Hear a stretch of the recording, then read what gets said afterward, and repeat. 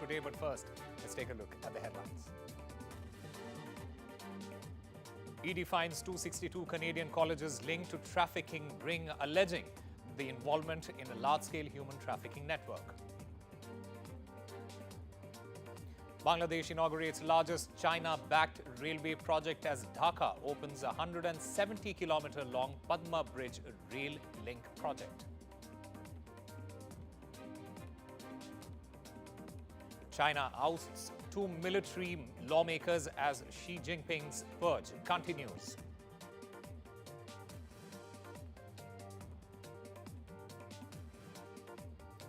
Trump's AI pick Sriram Krishnan faces MAGA backlash. This backlash is over Krishnan's comments on H-1B visas. And Indian cricketer Virat Kohli fined 20% of his match fee in the India versus Australia 4th Test in Melbourne after a shoulder barge incident with debutant Sam Constas.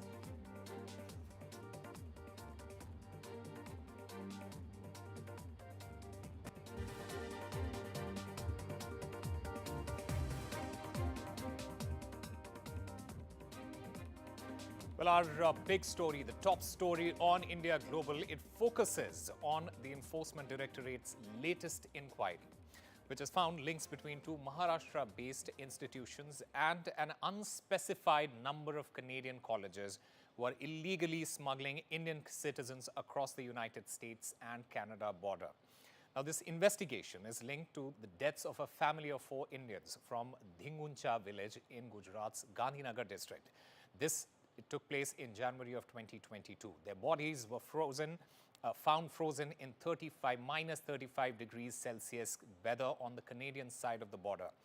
Inquiries since then suggest that they paid human smugglers an exorbitant sum of at least rupees 55 lakh each to be illegally transported into the United States. Now, the Enforcement Directorate, it has discovered that 262 Canadian colleges, they had allegedly entered into agreements with 2 Indian entities allegedly involved in a large-scale human trafficking network.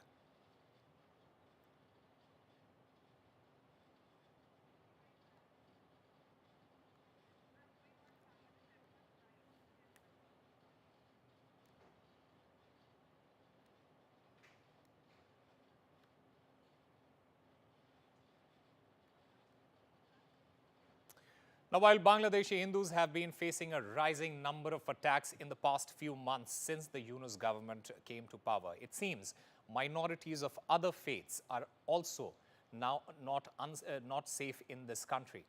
Local reports suggest at least 17 houses belonging to the Christian Tripura community in Bangladesh's Bandarban district, with unidentified miscreants setting the houses ablaze, while the victims, they were attending Christmas prayers at a nearby church on Christmas Eve. This entire region has long been home to the Tripura community in Bangladesh, but the residents, they allege that they were forcibly evicted several years ago during the Awami League regime. The community returned and rebuilt their homes following the fall of the Hasina government. However, this entire incident has raised tensions in the region and raises big questions. Who will protect Bangladesh's minorities? This comes as Yunus continues to face pressure from United States to ensure the protection of minorities. After U.S. National Security Advisor Jake Sullivan, he held a call with the interim government chief where he urged the Bangladesh government, saying that Bangladesh must protect minorities of all faiths. Meanwhile, we'll try and understand the repercussions. We'll try and ask these questions to our guests at this point. And I'm currently joined by Yogesh Gupta, a former diplomat. I also have with me Mohammad Kamaruzzaman, senior Bangladeshi journalist. Kamaruzzaman, to you first. I'm sure both the guests, you understand the challenges which are there in the country. There is this fear of radicalism. We are now seeing this right now, that there are attacks on the minorities, not just the minority Hindu community there, but also the other communities. Do you have any hope from the interim government in Bangladesh, and do you think they will address that? Thank you, Osama. Thank you very much for having me. Actually, you have already mentioned in your narration that these Christian communities were evicted during the regime of Sheikh Hasina when Benazir Ahmed was the police chief, and even his garden was made there that was named Space Garden, police garden. So they were oppressed even in the previous time. But unfortunately, this time when the Christmas Day was observing across the whole country in a very peaceful and jolly manner, at that time, those people faced a tremendous suffering due to the fire at their homes. And today, sometimes back, the chief advisor's office, press wing, issued a statement, and I have that statement here. And already the government sent the advisor for the Chattogram Hill Tax affair, Sudipto Chakma, there. And also, there was a case or FIR filed by a Christian, senior Christian people in Bandarban police station. And in that affair, that Christian person also alleged that some other Christian, there was two groups actually, after their return to their original place from where they were ousted during our Awami League regime, and after that there were grouping, and that FIR recorded that one group might have the involvement in this fire. Actually, now the government is determined to conduct a very proper investigation, and after that investigation, we can understand what actually happened. But people now, whole people are expecting that this government, especially after different incidents, now the Christian communities, they are raising tensions. So these issues should be cared in a very professional and mindful manner by the government, and of course, a proper and in-depth and professional, unbiased investigation should be conducted here after this incident of fire. Okay, we'll have to wait and watch whether an unbiased Osama. investigation takes place or not. But Yogesh Gupta, this entire situation there, especially the treatment of the minority Hindus and now the minority Christian community there is a lot of pressure from across the board on the interim government. The question is, how will Yunus government protect the minorities? Well, so far, unfortunately, the record of the Yunus government in protecting the minorities in Bangladesh has been dismal. The kind of activities that he's supporting, the role of the Muslim League students wing, the Jamaat Islami students wing, and other political parties which are currently active there, is clearly giving the signal that his regime is supporting the hardline Islamist and fundamentalist forces. Yunus activities himself, when he goes abroad, he's meeting, people from these countries recently, and while of course the United States will not support any violence against the Christians, but the kind of activities that his regime, has been supporting, and the way some of these organizations are conducting themselves, particularly the Chhatra Samiti and others, is giving encouragement to these groups. And India, of course, is very concerned. I mean, these are people with strong ties to us.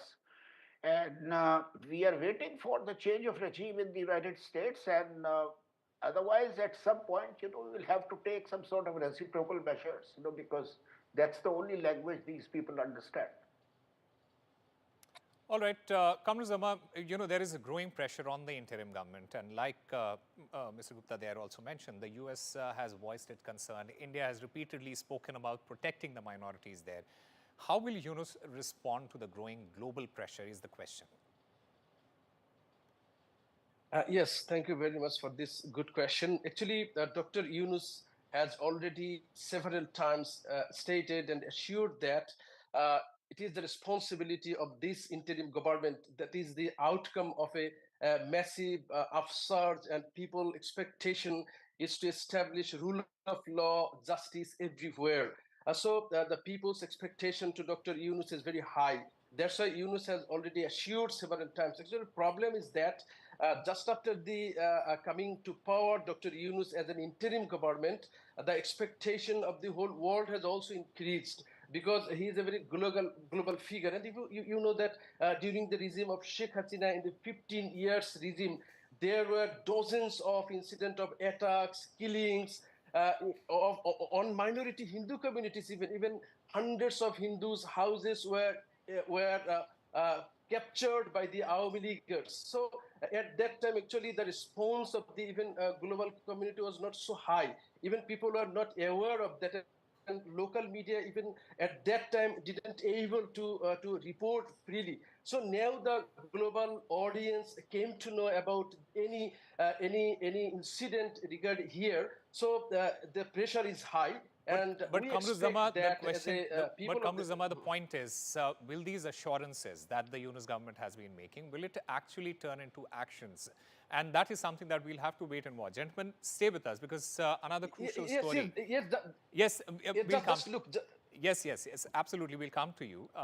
Another crucial story that we are tracking at the moment from Bangladesh. Dhaka has inaugurated one of its most significant projects under the China Proposed Belt and Road Initiative, Bangladesh's largest railway, Padma Bridge Rail Link project.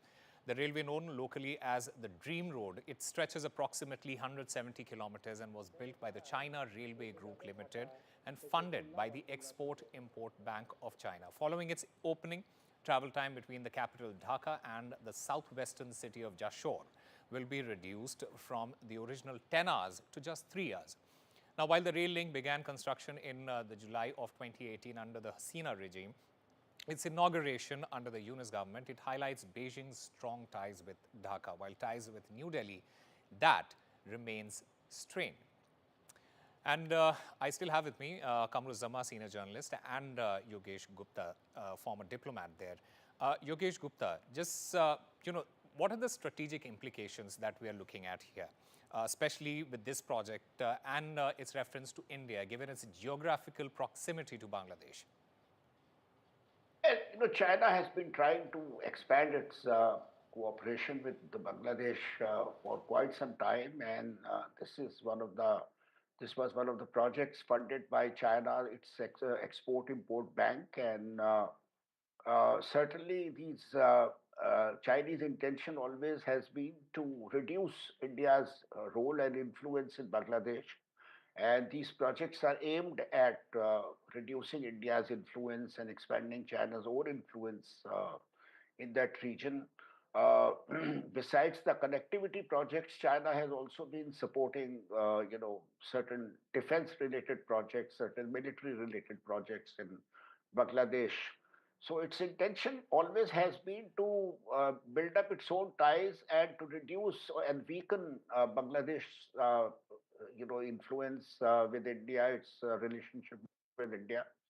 So we will have to see how this project impacts our Bangladesh's ties with India, how it impacts our strategic interest, and what sort of measures we need to take, to safeguard our interests.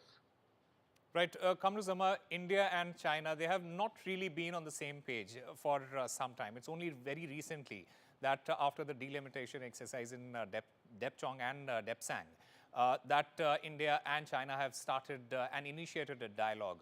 Are there any concerns that this project might exacerbate existing tensions between India and Bangladesh?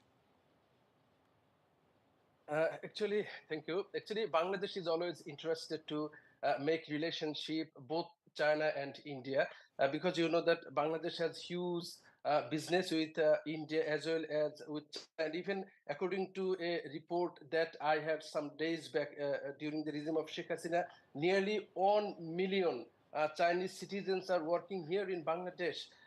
Some formal and some informal, and there are hundreds of projects here. So China is very serious or very desperate to expand their presence here. And after the fall of Sheikh Hasina, who is considered to be the strongest ally of India, now China is more desperate to expedite its presence here.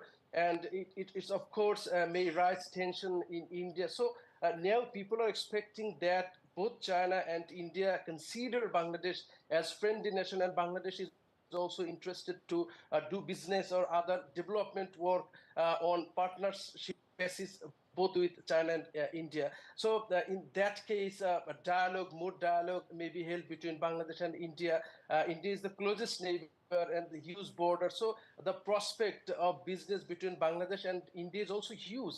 But in that case, what is the tension here in Bangladesh is that India is always partial to Sheikh Hasina. So this mentality must be changed by India. And in that case, people-to-people relationship in terms of business, culture, and other arenas, it will be boosted. And in that case, of course, the presence of China will not be a matter of tension for both Bangladesh and India. Right, Mr. Gupta, very quickly, your response to what Kamruzzaman has said, and also, are there any concerns about China's increasing economic and strategic footprint in this region? And how do you think it might, impact the regional stability there? Well, we are not against, improvement of Bangladesh's relations with China. I mean, certainly not. Bangladesh is welcome to have economic ties with all neighbors, all countries. But in the past, what has been noteworthy is that the kind of projects that China has been taking up, those have generally some serious strategic implications, and so we will have to see whether this new railway bridge and this new railway line that they have inaugurated, what kind of implications it has for relations with India, for India's strategic interests, and then take suitable measures, to safeguard those interests.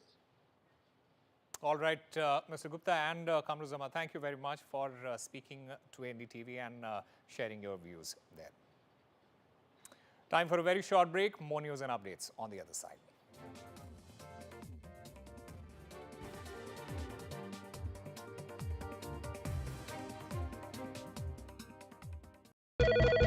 Hello?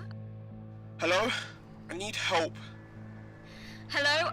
I desperately need a place to stay. Every 10 minutes, we get a call like this from another homeless young person. This Christmas, we're expecting more frightened young people to call the Centrepoint helpline than ever before. We must answer their calls. Please, call 0808 281 8005 today or search Centrepoint 5 online to start your gift of just £5 a month. In the months ahead, you'll know your gift is helping more homeless young people get the safety and support they urgently need. Thank you. The Vodafone Big Winter Sale is now on. Get the Samsung Galaxy S24 from only £22 per month plus £30 up front. That's a huge £828 saving. Just one of the amazing offers in the Vodafone Big Winter Sale. Hurry, this deal ends the 9th of January. Vodafone, the nation's network. No child should suffer the torture of trachoma, but so many are in pain right now. Nananga's lashes have turned inwards. They rip and tear away at his eyes. Pamelo's sight could be gone forever. He's just 3 years old. Kofanga screams for his mother. His eyes are so infected that he can't even see her. For so many children in the world's poorest countries, trachoma is torture. It's a painful infection often spread by flies, and it's destroying children's eyesight. But it could be stopped if you help today. By calling 0800 021 3925 and giving £2 a month to Sightsavers, you can help make sure children get the treatment they desperately need. You'll help us bring them the medicines and the care that can treat infections. And that means you'll be helping to save children from the torture of trachoma and a life of blindness. Please help us reach them. Call 0800 021 3925, text C7 to 82727, or go online and give just £2 a month now. Because we need you to help save the sight of children like Nananga. We need you to help save them from the torture of trachoma.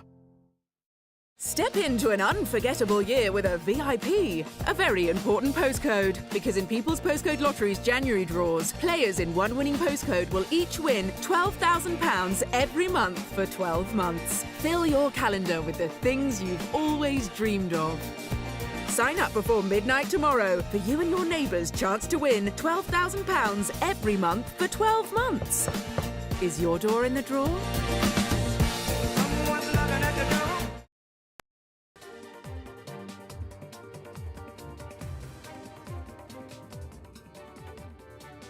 Welcome back. Before the break, we were speaking about the Enforcement Directorate's latest inquiry, which has found links between two Maharashtra-based institutions and an unspecified number of Canadian colleges who are illegally smuggling Indian citizens across the United States-Canada border. This investigation, it is in fact linked to the deaths of a family of 4 Indians from a village in Gujarat's Gandhinagar district. This took place in 2022.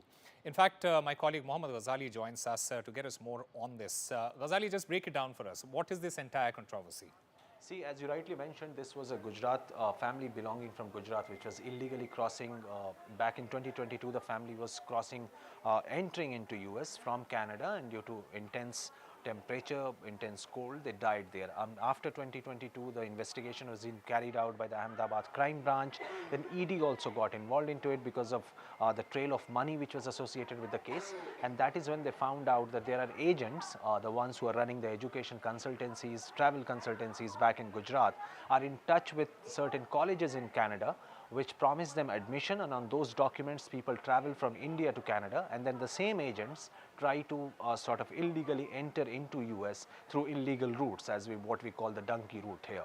So in the investigation, it has been found that around 260 colleges in Canada, which are located, most of them located near the US-Canada border, are under a scanner for facilitating this kind of illegal travel. So this entire trail, people getting a student visa or enter into Canada on a student visa and then try to enter into US through illegal route, is facilitated here by travel or educational agents, and who are in collaboration with the colleges or the college administration in Canada. So the entire chain and trail is under a scanner, and that is why 260 colleges in Canada are under a scanner, who are in touch with the agents here back in India who are involved in this entire racket. All right, Mohammad Ghazali, thank you very much for getting us all the latest as far as this entire controversy is concerned. Meanwhile, China abruptly ousted 2 military lawmakers from its national parliament without explanation as a purge of key personnel in the upper levels of the nation's defense establishment. It shows no sign of easing. The country's top legislative body revoked the membership of 2 of their members in a meeting, according to the National People's Congress Standing Committee. Yu was one of the person who was once a deputy commander of the People's Liberation Army Ground Force, while Li, he was the Navy commander of the Southern Theater Command, which oversees the South China Sea region that has been fraught with territorial tensions. Now, Xi, China's most powerful leader since Mao Zedong, has been intensifying his grip on the military. And these moves highlight that his purge continues in his bid to control corruption in his government.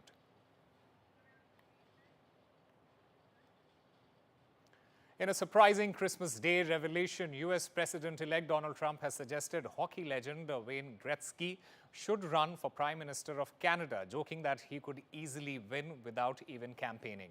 Trump shared the conversation on Truth Social, saying he told Gretzky, "You could become the governor of Canada, soon to be the 51st state."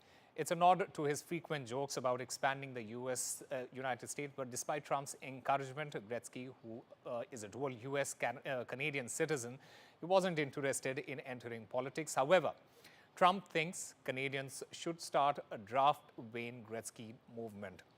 This playful suggestion comes as Ottawa's political future hangs in the balance. Prime Minister Justin Trudeau's grip on power is shaky, with a potential no-confidence vote looming in January.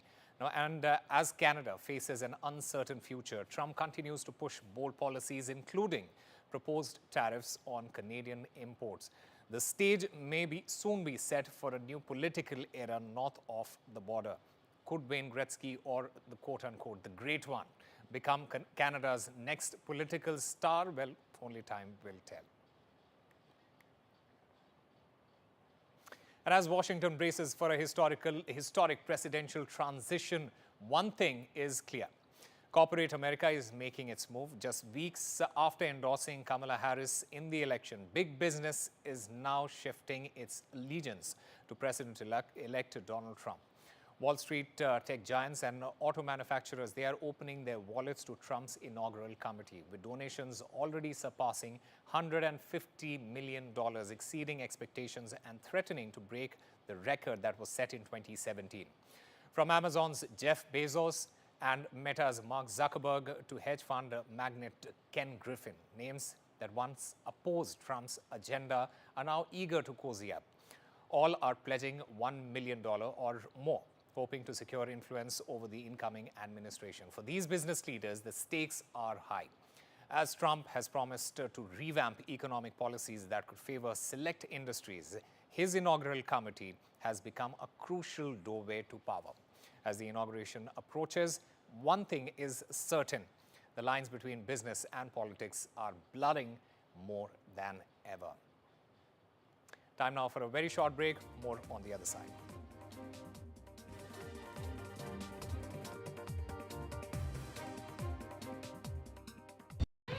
We all love a bargain, like these flatmates who switched to Vodafone and are now paying less for their full fibre broadband, which means they can still stream 2 shows at the same time. But for less. Still gaming with mates, but for less. He's behind you. Reliable full fibre broadband for less from Vodafone.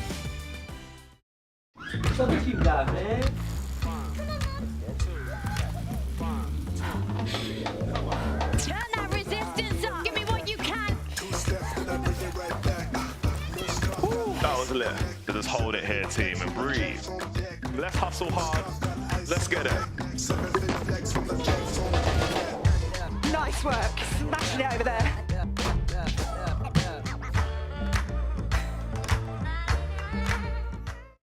This is an urgent winter appeal from Care International. Around the world, conflict and extreme weather have forced women and their families from the safety of their homes. Now they brace themselves for a brutally cold winter without adequate shelter, clothing or heating. الولاد ما نعرف ندفيهم وبرد وصديق يعني نمنا الشتي ما يجينا غطي مابو أطفالنا حفيانين أطفالنا جوعانين. With no home, shelter or way to keep warm, winter is a terrifying time. Help Care work with women when disaster strikes. By donating right now, you could help provide warmth, shelter and supplies to women who urgently need them. Call 0800 144 5550 or go online to give what you can. For women left with nothing, your donation means everything. Please donate today and help women like Rama seek shelter and hope this winter. Thank you. In our January draws, players in one winning postcode will each win £12,000 every month for 12 months. Sign up before midnight on the 31st of December. Actor of the Year. By the way, my dear friends, you know, probably I am one of the first ones in the history of NDTV to have this rare, proud honor of announcing and honoring as in the place of a real hero to a reel of my own movie Shrikant. Without a further ado, with great admiration, love and due respect, the best actor of the year goes to Shri Rajkumar Rao. Please come on to the stage. Ladies and gentlemen, Rajkumar Rao's versatility, dedication to meaningful cinema and consistent delivery of powerful performances continued in 2024. His recent roles in Shrikant, Mr. and Mrs. Mahi, Stree 2 and Wiki Vidya Ka Wo Wala video showcases his deep commitment to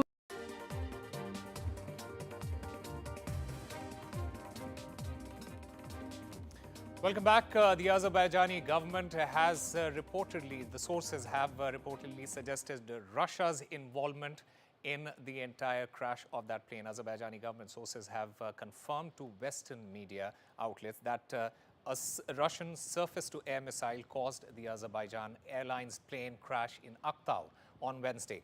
Now, media reports indicate that the missile was fired at flight 8432 during a drone air activity above Grozny, and the shrapnel, it hit the passengers and cabin crew as it exploded next to the aircraft mid-flight.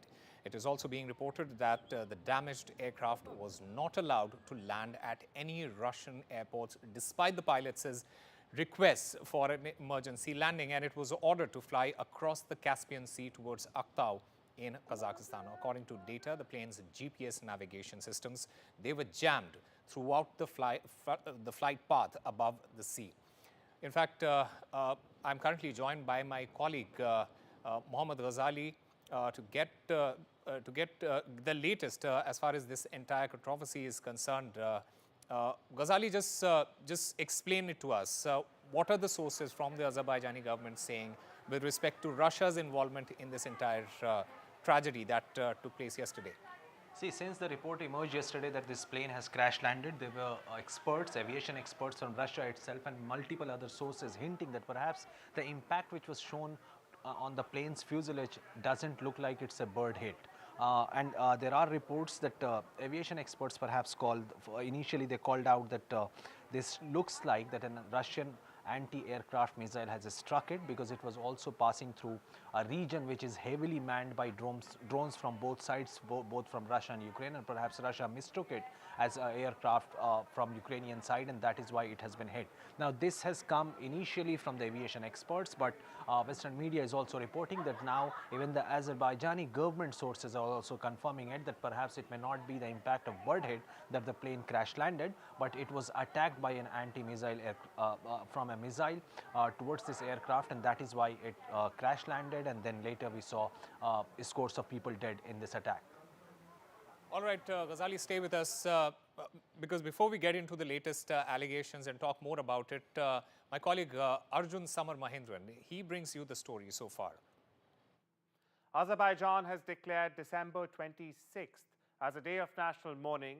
The decision has been taken after Wednesday's plane crash off the Caspian Sea coast that killed at least 30 people on board. Here's all you need to know about the crash, the multiple investigations and controversies surrounding it. Azerbaijan Airlines flight J28243 was en route from capital Baku to Grozny. It's the capital of South Russia's Chechnya region.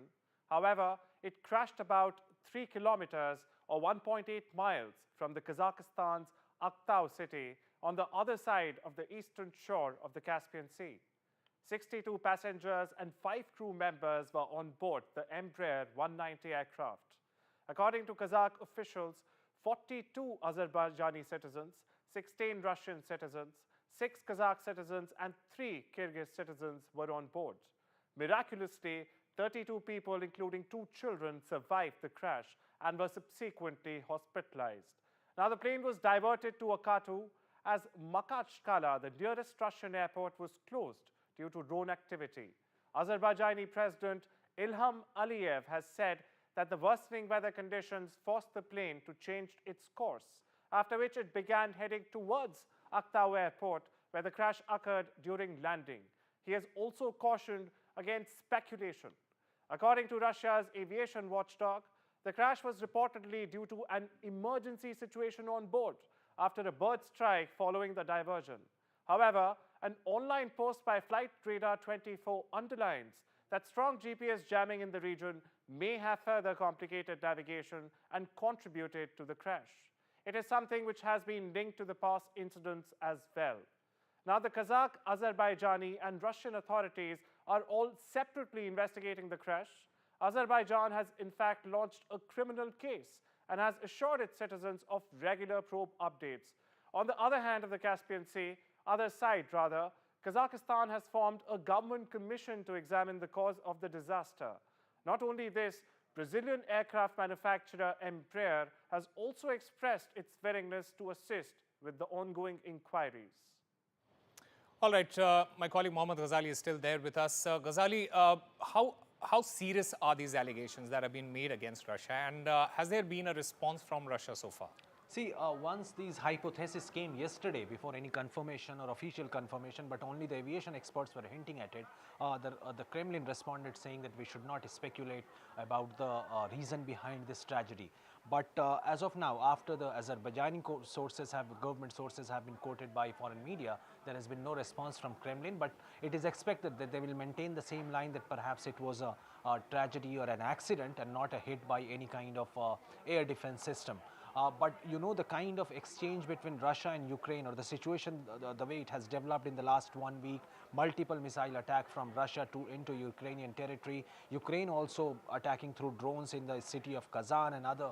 It seems that before a ceasefire or even a peace talk can initiate after Trump comes to office, both sides want to inflict maximum damage on their adversaries, and that is exactly what is happening. Not in particular hinting towards this tragedy, because we still don't have a kind of on-record confirmation either from Russia, Kazakhstan, or any other parties involved in it, or civilians from different countries were killed in this attack. So we don't have official confirmation from those government or even from Azerbaijan Airlines which crashed. So we will have to wait for an official on-record confirmation from either of the governments. But yes, some of the media networks are reporting that it is Azerbaijani government sources which have hinted that perhaps this was an attack by air defense system, because the impact also on the fuselage doesn't show or doesn't suggest that it was a bird hit, but perhaps it may have been some air defense system which tracked it and then sort of attacked it. All right, we'll have to wait and watch how things develop as far as this entire situation is concerned. Mohammad Ghazali, thank you very much for speaking to us. Meanwhile, listen in to what the Kremlin had to say earlier. Как в Кремле относятся к сообщениям о том, что самолет был обстрелян? Идет следствие. Любой авиационный инцидент должен быть расследован специализированными авиационными властями. И до выводов следствия выстраивать какие-то гипотезы было бы неверным. И мы, конечно же, этого делать не можем, и никто не должен этого делать. Нужно дождаться окончания этого следствия. All right, Trump's AI policy advisor pick Sriram Krishnan, he has ignited a fierce debate that pits Silicon Valley's tech titans against the populist MAGA or Make America Great Again movement. Sriram Krishnan is facing backlash for his comments involving removing country caps of H-1B visas and the growing tension over the future of U.S. immigration policy and the role of foreign talents, particularly from countries like India in Washington's tech future.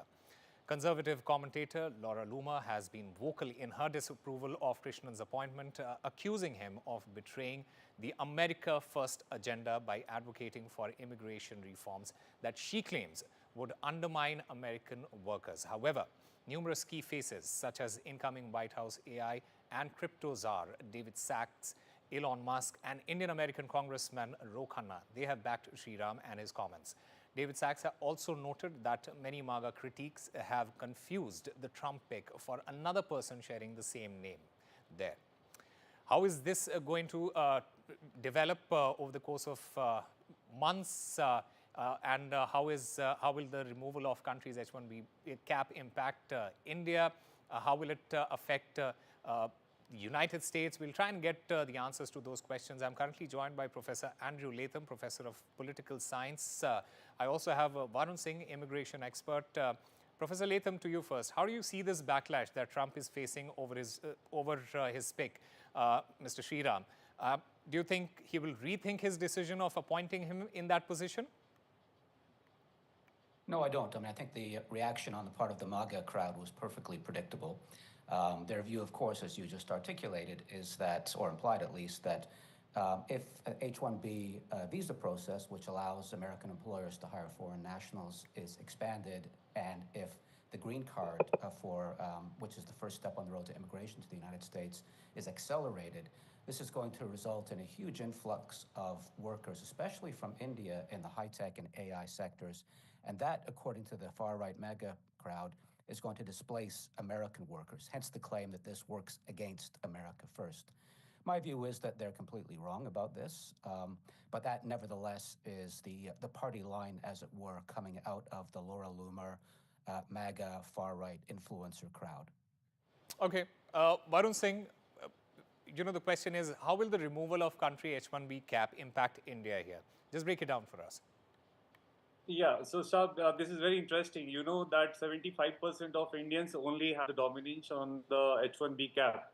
And if this is, the recent change was also introduced where the H4 and the spouse and the dependents and the families will also get an extension. And till date, it was for 6 months. And the new Trump era, it will be for next 1.5 years.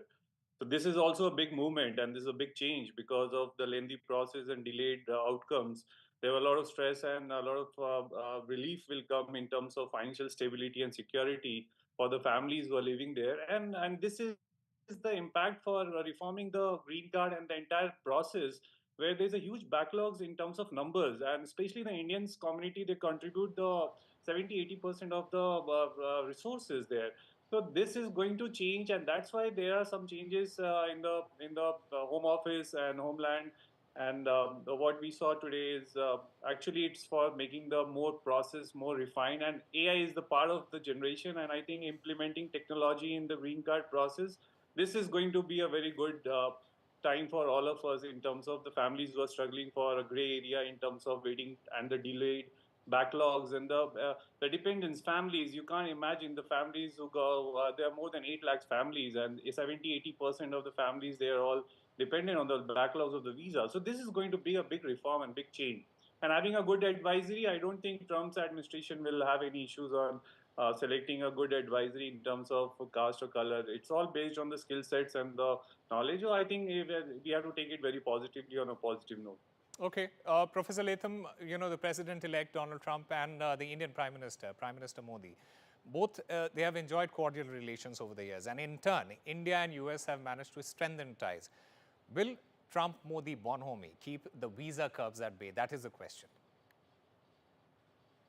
Well, I think you've hit on something important here, which is that in terms of geopolitics, the United States really wants India in its camp as much as possible. So that's part of the equation here. But there's something bigger, which is I think Trump and David Sachs and Elon Musk, all like me, immigrants to this country, really think that reforming the mechanisms through which America can attract the best talent from around the world is going to help ensure that the United States will be at the cutting edge, the leader of AI technology. And again, geopolitics raises its ugly head because China's in the mix as well. And here's the thing, is that a great many of the leading innovators in the AI sector come from India. And so for Donald Trump and his advisors, David Sachs and Elon Musk and others, opening those doors as wide as possible has both geopolitical consequences, but also economic consequences in terms of maintaining America's lead in the AI world. And then I think a distant third is, because I don't think Donald Trump cares much about the humane and humanitarian dimension, but as my fellow guest just pointed out, this is going to have a real impact on real human lives. And not just the immigrants, but the families of. So I think the bloviating on the part of the MAGA crowd is predictable, but it is entirely misplaced. Hiring these people and pursuing the policies that they're advocating is going to ensure American leadership in the most important industry in the world right now, I think, which is the AI industry. And that's good. Right. That's good for America. That's about making America great again, if I can be ironic. Absolutely. And Varun, Professor Latham spoke about the geopolitical consequences and the impact that it might have. But I also want to understand Trump's relationship with his base, that is the AI and the tech industry. How do you think it might, this entire controversy impact Trump's relationship with his base and especially the tech industry there? See, sir, the tech industry, you know that all the Indians take resource, and that is the main hub for the Indians as a Silicon Valley, and the technology is the backbone for any growth. If you see, and in terms of leadership, I believe without giving the importance of AI, this is not going to reduce. Absolutely, Professor Latham, what he's saying is absolutely correct, 100 out of 100 in terms of the geopolitics and the outcome. So this policy will make a reform in terms of the end user. The end user is basically the large number of volumes. So if you see the technology and the home and the bridge between the connectivity in terms of India and US, and how we bridge the gap of technology and infusing AI in the entire visa process. This will reduce a huge cost, employer side also, and the other side as well, even for the family side. And I believe this is a need of the hour, and handling such a huge data and highly secured and very important data, this has to be dealt with a technology infusement, which is a very important part. And that's why there's a advisory policies, and that's why this is the discussion going on, because this is what it's required to make the change and make America great again. So this is the movement. So this is a part of the movement, I believe. And I think the picture, as I told you, it looks very promising. And we as an immigration consultant, we see the backlogs. It's not about India. You see the global backlogs. It has to have a superhuman infusion in terms of handling such a volumes with the integrity and with the error-free process. So this is how I believe that having a right leadership with the right skill sets will resolve a lot of unknown challenges, and that's why this is a very great movement. Right, Professor Latham, many also pointing out to the risk factor with respect to this entire situation. I want to understand from you very quickly what potential geopolitical risks or opportunities might arise from increasing the number of H-1B visas that are being issued to Indian professionals especially. I think, to be very precise and concise, I think it simply cements that relationship. The Indian diaspora in the United States is the wealthiest demographic in the entire country. They're wealthier than the people who came over on the Mayflower. They've historically voted Democrat, but that's changing. That's changing, and I think this is going to perhaps accelerate or amplify that change. So there's a couple of things. One is domestic politics, and the other is geopolitics. And anything that can be done to cement the American relationship with India in the context of this global struggle with China, I think is a good thing. So it's a win-win-win situation. All right, it is a win-win situation for both the countries. Gentlemen, thank you very much for speaking to NDTV and sharing your views. Time now for a very short break. More on the other side.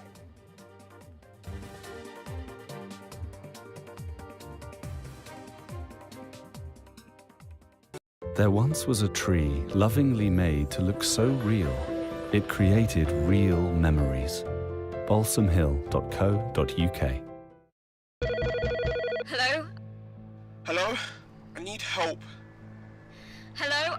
I desperately need a place to stay. Every 10 minutes, we get a call like this from another homeless young person. This Christmas, we're expecting more frightened young people to call the Centrepoint helpline than ever before. We must answer their calls. Please text SAFE to 70755 or search Centrepoint 5 online to start your gift of just £5 a month. In the months ahead, you'll know your gift is helping more homeless young people get the safety and support they urgently need. Thank you. Visit pandabingo.com for a fantastic range of bingo games all in one place. It's bingo pandemonium at pandabingo.com. No child should suffer the torture of trachoma, but so many are in pain right now. Nananga's lashes have turned inwards. They rip and tear away at his eyes. Pamelo's sight could be gone forever. He's just 3 years old. Kofanga screams for his mother. His eyes are so infected that he can't even see her. For so many children in the world's poorest countries, trachoma is torture. It's a painful infection often spread by flies, and it's destroying children's eyesight. But it could be stopped if you help today by calling 0800 038 4926 and giving £1 a week to Sightsavers. You can help make sure children get the treatment they desperately need. You'll help us bring them the medicines and the care that can treat infections. And that means you'll be helping to save children from the torture of trachoma and a life of blindness.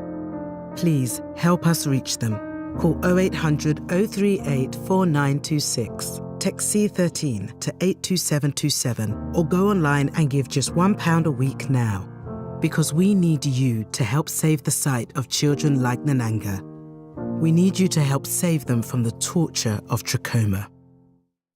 Step into an unforgettable year with a VIP, a very important postcode. Because in People's Postcode Lottery's January draws, players in one winning postcode will each win £12,000 every month for 12 months. Fill your calendar with the things you've always dreamed of.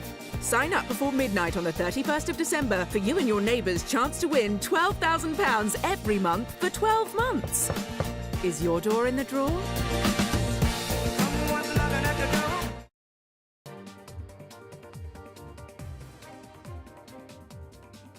Welcome back. South Korea's main opposition party submitted a motion to impeach the country's acting leader over his reluctance to fill 3 constitutional court vacancies ahead of the court's review of rebellion charges against impeached President Yoon Suk-yeol, stemming from his short-lived martial law decrees on December the 3rd. The court appointments have stalled amid an intensifying dispute between the liberal opposition and Yoon's conservative party and the potential impeachment of Prime Minister Han Duck-soo may deepen the political paralysis that has halted high-level diplomacy and rattled financial markets there. And on to some sports news. Record crowd, heated altercation between a batting superstar and a debutante, a supernova debut, and Australia taking control of day one. This is all that headlined the opening day of the traditional Boxing Day test in Melbourne. Virat Kohli, he is in trouble. We'll get to that. He is in trouble with an incident involving him and Sam Constance. But first, let's take a look at how the innings unfolded on the day one. Teenager Sam Constance delighted a packed house in MCG on Boxing Day, playing shots all around the wicket. He arrived with a bang with the most extraordinary act against Jasprit Bumrah. Smashed an unbeaten 34 off 33 of Bumrah, including 18 in an over. Bumrah has never conceded more in a test over. Constance was removed after a breezy knock of 60 on debut by Jadeja. Australia were 89 for 1. The hosts had 3 more half-century partnerships, Marnus Labuschagne involved in 2 of them as he notched up 72 before giving his wicket away to Washington Sundar. Despite getting hit in the beginning, Bumrah rode back, removing India's kryptonite, Travis Head, with a peach of a delivery. The hosts lost 3 wickets for 9 in 23 balls, Bumrah 3 for 75 on the day. Despite wickets falling, Australia once again launched an attack. Smith and Carey continued to entertain the 87,000-plus Boxing Day crowd. Steve Smith was patient and persistent, continuing his love affair with MCG to end the day on an unbeaten 68. 4 half-centuries were scored on the day as Australia went to stumps at 311 for 6. Meanwhile, there is always drama when India plays Australia, especially in Australia, and especially when Virat Kohli is involved. And there was a controversy right on the day one of the Melbourne Test. Virat Kohli, the veteran Indian batter, he in fact bumped shoulders with Sam Constance right in the middle of the pitch. That led to a heated altercation, an argument between the two. Virat Kohli, there's many commentators, they call this behavior uncalled for. They said Virat Kohli should not have done this. In fact, the match referee there, he in fact imposed a 20% match fee fine on Virat Kohli and a level 1 conduct. But Sam Constance, after the end of day one, he spoke to the media. He said that things happen when things get heated during a match, and such things happen during a cricket match, and he doesn't really have much to say as far as this entire controversy is concerned. But it has raised a lot of eyebrows, especially with Virat Kohli's behavior. Many have said that Virat Kohli has not really been in the rich vein of form that he is known for, and this is possibly a reaction to that right now. In fact, let's listen into what I went to the first one. I was just doing my gloves and I think he accidentally bumped me, but I think that's just cricket, just the tension. And I think for me, just having that freedom and just backing myself and just trying to bring the best version of each ball. So lucky enough to get a few runs today. And survivors and victims' relatives will this week mark the 20th anniversary of the 2004 Indian Ocean earthquake and tsunami, which killed more than 220,000 people across more than a dozen countries. A 9.1 magnitude earthquake off the western coast of Indonesia's Sumatra Island triggered huge waves that swept into coastal areas of Indonesia, Sri Lanka, India, Thailand, and 9 other nations around the Indian Ocean basin. The tsunami was triggered by the longest fault line rupture from an earthquake ever observed seconds before 7:59 a.m. on the 26th of December in 2004. It created waves more than 30 meters high, releasing energy equivalent to 23,000 Hiroshima atomic bombs and causing widespread destruction, killing a total of 226,000 people. Listen in to what one of the relatives of the victims had to say. Bahwa peserta didik yang bersekolah di SMA 1 Longa adalah kelahiran di atas 2004. Nah, sehingga kami di samping kita ingin memberikan edukasi terkait dengan sejarah tsunami kepada peserta didik yang lahir di atas 2004, kami tidak ingin mereka tuh lupa akan sejarah itu, bahwa pernah terjadi suatu tragedi yang mungkin bagi sebagian orang kelam dan sebagainya. Namun hari ini bagi generasi muda juga mereka harus tahu apa sih harus mereka lakukan pasca tsunami dan sebagainya. That's all we have for you. Keep watching India Global.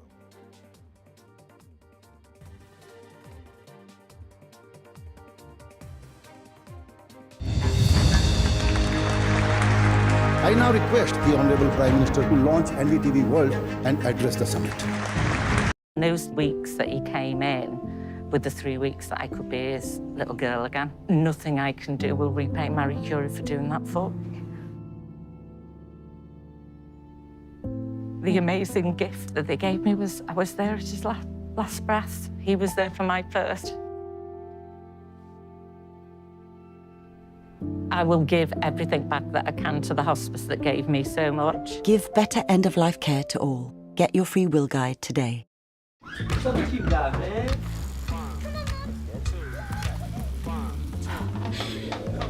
Turn that resistance up. Give me what you can.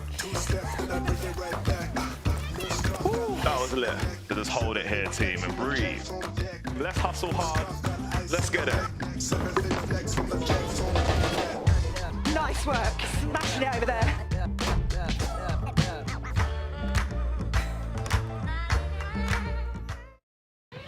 We all love a bargain, like these flatmates who switched to Vodafone and are now paying less for their full fibre broadband, which means they can still stream 2 shows at the same time.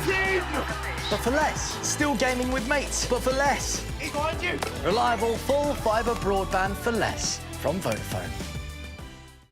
In our January draws, players in one winning postcode will each win £12,000 every month for 12 months. Sign up before midnight on the 31st of December. Rebecca always had what it takes to run her own business. But without the money she needed to get started, she was struggling to provide for her children. Her family believed in her, her friends believed in her, and thankfully someone like you believed in her too, when they gave Rebecca a small loan through Lend With Care to help her grow her business. I used to struggle so much, especially like paying my children's school fees. But after the loan, I was able even to buy uniforms, to buy books, and it's now not a struggle. Lend With Care is a unique way to support people in low-income countries to work themselves out of poverty. You can lend to entrepreneurs all over the world, and when your loan is repaid, you can lend again. It felt great to be able to support my entrepreneur, Maria, to start her own business. I always believed that she would succeed. Go to lendwithcare.org and support an amazing entrepreneur today. This winter sale, say OMG because our best ever price is back. You'll get this unlimited data SIM for just £22 per month. And you can gift data to the family, so you can start the new year more connected to everyone and everything. All on the UK's best network. That's why families choose EE. Hurry, this winter sale offer ends 30th of January. Hello. How was Iceland? It was good, I guess. Had a few issues here and there. Didn't you check Brighton? No, the sun wasn't bright at all. Iceland, you know. Wait, you don't know Brighton? They must have missed out on some seamless visa assistance. Plus extra baggage allowance and 24/7 customer support. I mean, there's a reason they're rated excellent on Trustpilot. Brighton Travel, making travel brighter.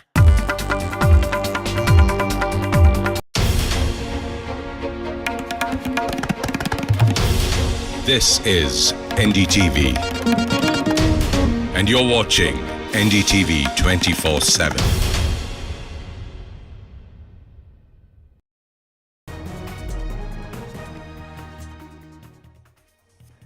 Welcome back. Amid the Pushpa 2 stampede row, Telangana Chief Minister Revanth Reddy, he met the Telugu film industry representatives.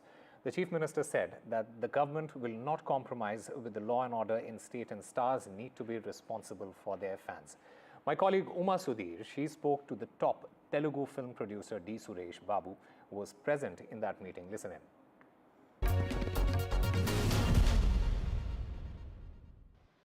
A lot of apprehension and tension building up to the meeting between the Chief Minister and the film industry leaders. I have with me D. Suresh Babu, producer and someone who attended the meeting this morning. You all came out smiling. It was like the happy ending to a Tollywood movie, or is it all for the audiences to watch? Not at all. It was wholeheartedly satisfying meeting for everybody. Like you said, was there an apprehension? Yes, what is going to happen? And all of us went there. But by the end of the meeting, probably it was one of the best interactions between a chief minister and a industry. There was so much cordial relationship, so satisfactory. Everybody spoke their hearts off. It's not that they were worried to say something. They spoke whatever they wanted.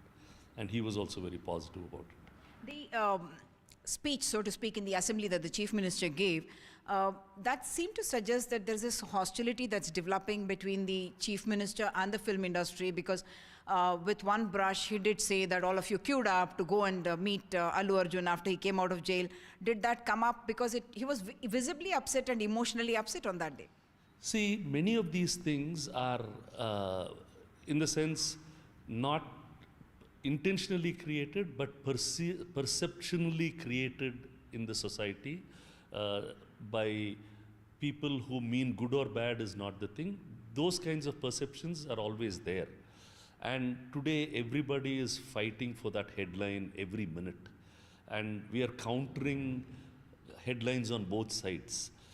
So sometimes we just don't take a step back, think, and say what we need to say. We are all in a hurry. See, all of us, we all went, definitely we all went to see Arjun as a personal friend. But we were also surprised that there was so much of media there. We were not even thinking that it will be, we thought it's a personal visit. Was the film industry also caught, in a sense, in the political crossfire?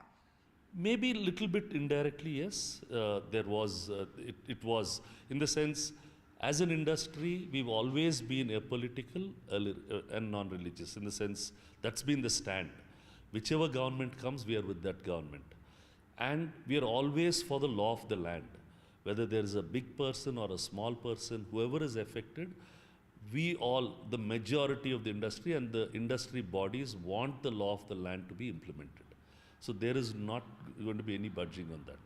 Now, if there is some kind of help that we require, we will go and ask. But that's the stand that all of us have all taken. So did the issue of the Sandhya Theatre episode and the developments that followed, did that figure at the meeting? A couple of members spoke about it. They said, as an industry, we are sorry for what happened. It should not have happened. But at the same time, please don't take off our rights of going and watching a movie. And we also promise that there will be more caution in the way we address these large kinds of gatherings. The police also had suggestions on how to conduct these things, take better permissions, have better barricading, better things, and so that there is a system in which we can do these things. See, we ourselves have been noticing, it's not today. I remember Ramoji Ragaru stopped a film award function because there was a stampede in those days. That mass frenzy, when it comes, there is no one who can control it. But we have to have that thought process of trying to map what might happen there and be cautious and not get caught up in this headlining business. That's when all these problems will happen. The Chief Minister is reported to have said that no compromise on the law and order per se, and also putting the onus on celebrities and their private security teams to behave in a particular manner and issue guidelines. Is that what was discussed too? No, there was a discussion on when we are hiring these agencies, just check the credentials of those agencies. It should not become, because you're hiring when you hire a security for your company, there's a certain way. Now you're hiring certain other people called bouncers. Now who are they? Where are they coming from? What is it? Do proper cross-checking and only do that. That was suggested by the police. I know you're not a political person, but the opposition parties have